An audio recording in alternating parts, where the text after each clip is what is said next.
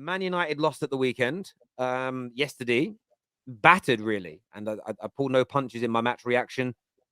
Thoroughly deserved by Newcastle, the better team by a country mile. There's no winning 3 in the Premier League for us. In a bit of trouble now. Like, I honestly felt maybe 2 or 3 weeks ago that we were comfortably in the top 4, but a combination of not winning in 3 and then missing games with the Carabao Cup final, and then the last weekend of the season, last weekend of the Premier League before the international break. Of course, we were in the FA Cup, so you kind of lost 4 to 6 points there as well. So we've been dragged into it now, which is disappointing. But I also see a lot of over-indexing. I see a lot of you've only improved 3 points on last year. Ten Hag's not doing a very good job. You're over-reliant on Casemiro too much. And then a lot of people stating that United will now fall out of the top 4 and it's unrecoverable. Like, from rivals' point of view, I want to put it out there to you. We know United were outclassed yesterday. We can go back over that if you want. But the narrative has kind of moved on online to more, we're not making the top 4 now. Thoughts on that? No, it's because a couple of weeks ago, Terry, it was a laughable statement after you lost to Liverpool to say that you drop out of the top 4. I'm pretty sure everyone was laughing when I said that, but the reality is it's not. It's now actual fact. It's not gonna guarantee happen over the next couple of weeks. But if you do drop points, say in your next game, you could see yourself out of the top 4. Tottenham being in the top 4, Newcastle being in the top 4, and you guys being out of the top 4 for the first time in, like, I don't know when was the last time you guys were out of the top 4 this season. Couple of months, yeah. Yeah, so the first time in a couple of months you could see, and also today, if Tottenham win, I'm pretty sure they go to third. So Yeah. it just goes to show how much a little slip has led you guys to this situation, and it just shows how competitive the Premier League is, and you should never count yourself out, because only 4 weeks ago you guys were looking 2 points away from Manchester City, saying that potentially some fans, not you, Terry, but some Man United fans were saying you guys were in a title race. So it just goes to show how quick things can change. And I do think, of course, Casemiro being out makes a big statement. But I think the other thing is, I don't know, is Rashford actually injured because he didn't look at his best? And some of your players, the games and the amount of games you guys are playing, maybe they're not used to it. I think, look, on Rashford scored a lot of goals this year that he's created for himself. So we know that he can do it. He's done it in big games. He's done it in all types of games. But you can't rely on your attackers to win you the game every match or score you goals every game off their own bat. You need to be a team. I saw a lot of people say that there's 2 narratives that kind of contradict each other at the minute. Man United are overachieving this year, in my opinion, point blank, based on everybody's preseason opinions and based on everybody's opinions when the transfer window closed. No one predicted we'd be sitting in 4th. Nobody predicted we'd win the league title. People are now saying he's not overachieving. He's got a great squad. Equally stating that when Casemiro's out, the team falls apart and we're Casemiro FC. Those 2 statements can't exist in reality at the same time. And I'm more the side of Casemiro. We are massively reliant on him and Christian Eriksen. Our form without the 2 of them drops dramatically because we have nobody to anchor the midfield. And without a midfield, you have no foundation to build attacks from. And that's our biggest problem right now, more so than the Liverpool defeat. The Liverpool defeat is being over-indexed because we've been poor away from home against the majority of teams in the top half of the league this season. So before that game, results like yesterday have happened. So the Liverpool game plays a part, but it isn't the catalyst to why we lost. The Southampton game at home, there was the red card and 2 clear penalties denied, but you have to take that on the chin.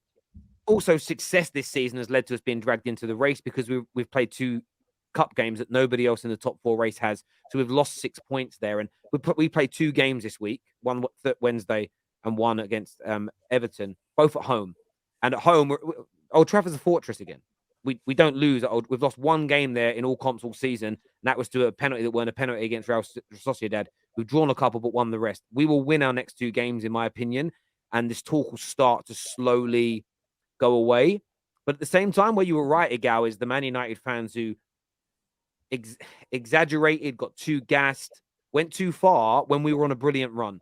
That brilliant run was when Casemiro and Eriksen were running that midfield, as an example. Rashford was in great form because the midfield was able to create a base for stuff to be created. Bruno was in his best position. Bruno in the last 3 or 4 games had been made to play deep, like he played in a DM role. In a DM, you stick Odegaard in DM for 4 or 5 games without partying Xhaka around and watch what happens. You stick KDB in Rodri's role for 3 or 4 games, watch what starts to happen. Like, you're not going to be able to defend that back line in the same way. So that's where our problems are. But Man United fans are starting to panic now, and they're panicking because they're the same guys who were like, we're going to finish above Arsenal. And those guys are just idiots. I'm going to call it straight. They're idiots. They've put us on between them and Gary Neville, they've put us under ridiculous pressure that we don't need to be under. You know, we should have kept it humble. This nonsense of catching Arsenal. Oh, we're in a title race. We're 100% back. Crazy. We're on our way to being back. And I've got so much faith in Ten Hag. But United fans sometimes, I know they've been starving for a decade. I know they're hungry, but you've still got to eat that food slowly as you're going to get indigestion. And right now, the heartburn is fucking bad at Man United. But we've got to remain calm. That's all I'm going to say to it. We've got to remain calm. I still believe we'll make the top 4. And we've got a great chance of winning another trophy. But the pressure I'm putting on the club now is don't throw away a very good season and just have an average one. Like, that's what I want now. I want it to finish very well rather than just if we finish 5th with just the Carabao Cup. It's a poor season, in my opinion. Not based on the pre-season expectations, but based on the position we were in and what we should deliver. But Eriksen's on his way back. Casemiro's got 2 more games to go until he can come back and play. Literally, after this week, because there's 2 games this week, he's back. So he'll be back for our remaining 9 games. And I'm confident we'll make top 4, 100%. You guys need to improve your performances against the top teams, though. That was pathetic, what I seen against Newcastle yesterday. No, I get it was pathetic. And yeah, that won't trigger me, you saying it in that way. But I absolutely know we need to away from home. We're awful at it. And that's what needs to improve for next season when we come to try and take your title away from you. And we will when we improve our squad. You throw better midfielders into this team and a world-class striker and a better goalkeeper, and I think we'll address all those areas in the summer, then United will be on our way. And that's why I like because I want to throw this out to you guys. I've seen a lot of people state that Ten Hag isn't doing very much better than Ragnick or Ollie. Like, thoughts on that? Yeah, I think, like you said, people just go, it's either one way or the other. No one can just be a bit balanced. Like, yeah, your last 3 performances haven't been great, but you're still bang within, top 4. Like you said, I still think you'll make top 4. And you're going to have these blips and, these ups and downs. It's Ten Hag's first season. He's still getting to grips with the league, getting to grips with the players. Players are, like Luke Shaw's been praised this year. He's had a good year. But again, there are moments where, like yesterday, he has a bad game. His last stint for England, he didn't have a great game. But he's a human being. Players aren't going to be 9 out of 10s every week. And I think fans sometimes go over too far this way or too far that way. Like Rashford was in brilliant form. People are asking, is he world class? He's not world class. He's a great player. He can be world class, but you got to consistently be at that level to be a world class player. And yeah, I mean, fans just can't be a bit balanced and just down the middle, innit? Like, you can be a good team and have bad days. Like Newcastle weren't great for a while, and now they seem to have hit a bit of form. So it happens. Teams can have blips. So yeah, but Terry, you said about we'll be ready to take your title. I don't see a City fan on here. So there's no Jan. Like, he can't be talking to the gal. They ain't got the title yet. Like, come on. I hear you on that. But no, I was just sort of clapping back. There's a comment someone's put in here saying, Terry, but what about the players? Some of them are way below the standard. How are you accepting that? I'm not. I said on my match reaction yesterday, I would say between 5 to 6 of our starting lineup yesterday will not be Man United players in 2 years' time. So that's why I'm annoyed at the performance, and I'll call it out. I'll call my manager, but he's the subs at the end to take the centre backs off. He tried something and it didn't work. And Arteta and Arsenal have been the best team in the league this year.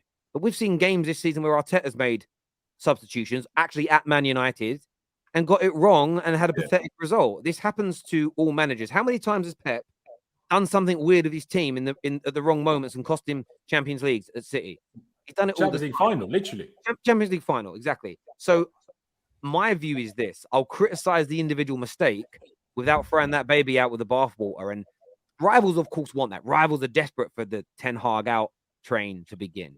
That's what they're desperate for. So, and rivals will pander. That's why certain United content creators will start it, because they want the attention. They've been starving all year. Do you know what I'm saying? They've had none. Do you know how a man is when he's been locked up in prison for a few years and he comes out and wants that woman? That's how these guys are clucking for that attention, because no one cares about their opinions when Man United are doing well, when Man United is succeeding. The rivals like them when they're shitting on the football club. And I get that, and I understand it.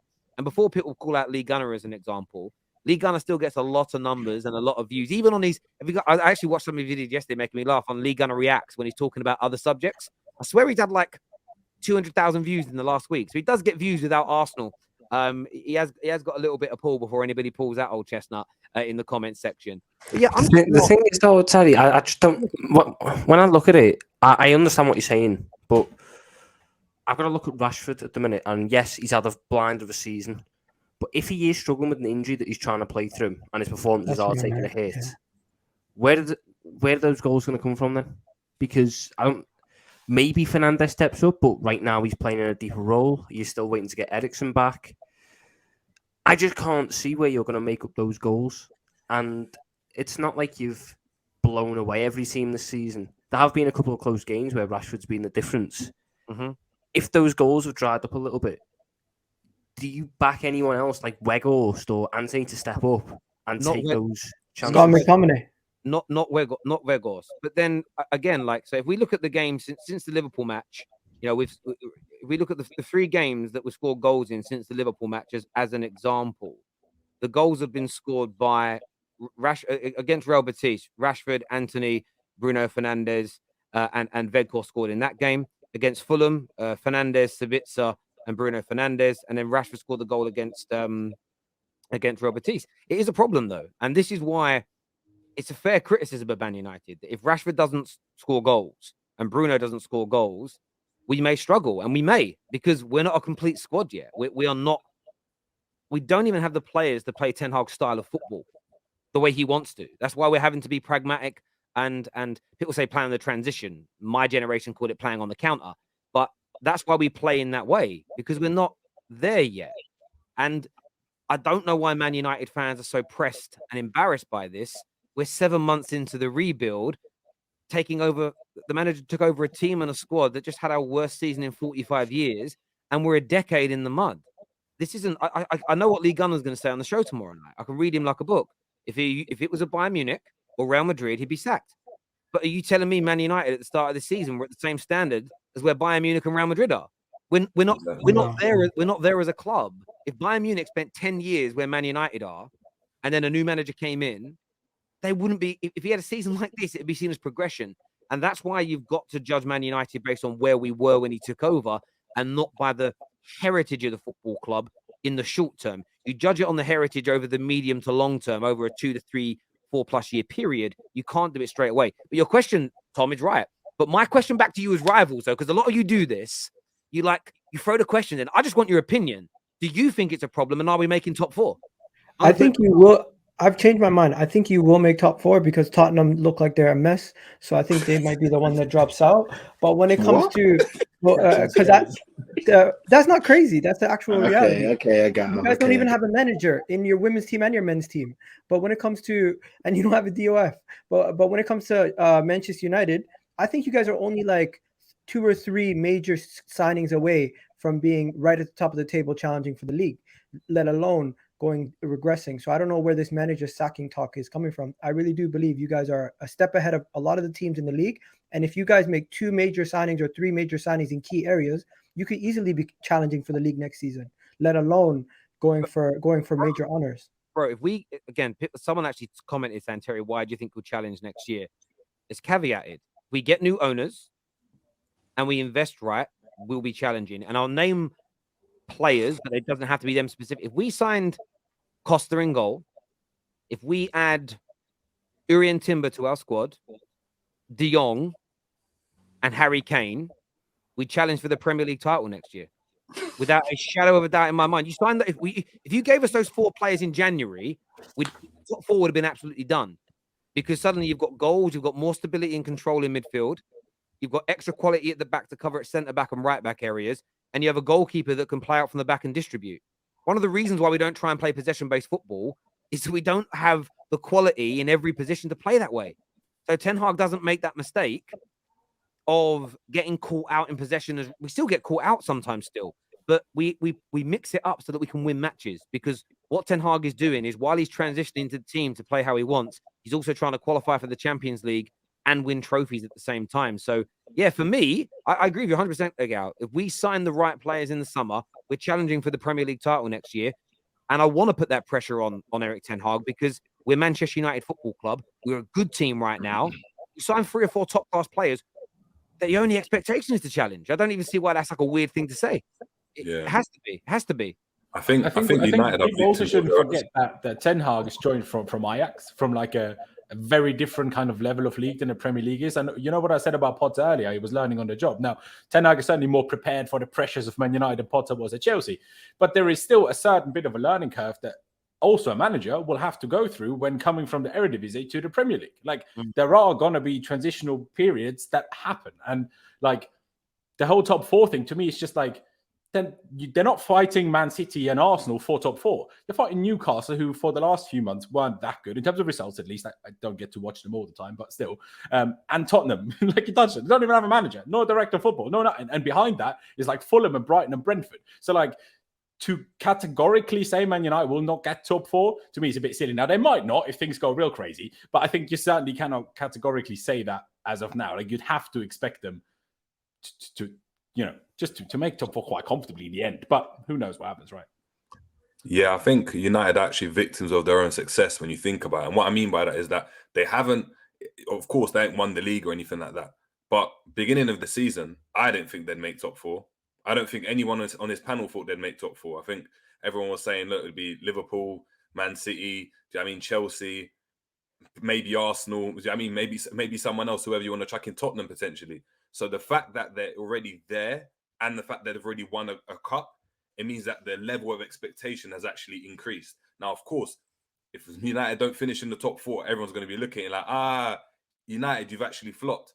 But if you were to, like, at the start of the season, put at the table and be like, look, United are 4th, maybe even 5th, and got a Carabao Cup under their belts, I think most United fans would have snapped that up, because you would have seen clear progression and saw, you know what, we're building into this philosophy. We've won a cup.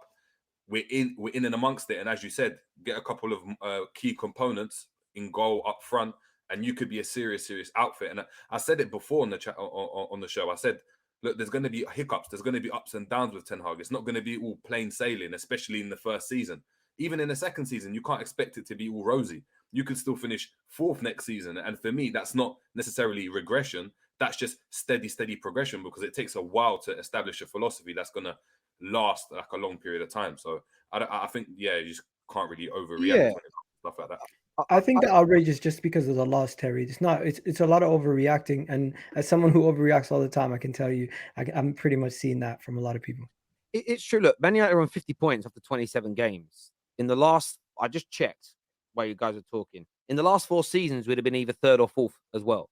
So we're on par with where teams that finish 3rd and 4th are at this stage of the season. That's why this kind of you haven't improved at all. We have, because we've been fighting in 4 tournaments. As everything you just said there, JJ, is absolutely spot on. We're punching above the weight everybody expected. But what rivals do, most rivals do this. Instead of saying, do you know what, I've got to admit I was wrong about Man United, you look for a way of changing the narrative. The goal difference ain't good, that's something. Or let's look at the fact that you're only 3 points ahead of where I love that they've gone with 3 points ahead of where United were this time last year. We finished on 58 points. So in our last 11 games last season, we got 8 points. That's how bad we were. We end up finishing the season on low 70s as an example. Then what's the narrative going to be when he's nearly added 20 points, 20 points to the total? Then you look stupid. But it's people are just going for low hanging fruit banter that for me it's not really hitting home, because we as United fans know we're moving in the right direction. My frustration is with Man United fans who are just like panicking, and maybe to avoid banter, maybe they're doing it. They're like siding with the rivals. Actually, I'm not happy. We haven't moved forward. It's only a Carabao Cup. It's like with Vedkhorst. The amount of people that were on their knees for him a few weeks ago. I kind of like him I said it all along, horrible footballer, but I just think about him I quite like. You know, it's sweet and cute watching him try when he isn't good enough. But there were people talking about, this is a masterstroke signing. No, we're £1 billion in debt at Man United. £1 billion in debt. And we pay interest on that. And that's why we couldn't afford anybody better than him in this summer. And it's why the Glazers have got to go.